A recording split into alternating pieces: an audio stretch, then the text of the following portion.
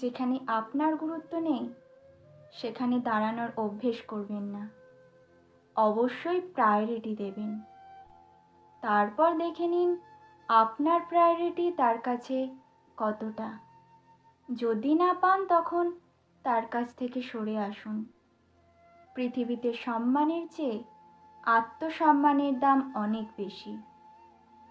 তাতে জীবন থেকে কেউ বাদ গেলে যাক, বাদ দিতে পারাটা আপনার দৃঢ় ব্যক্তিত্বের পরিচয়।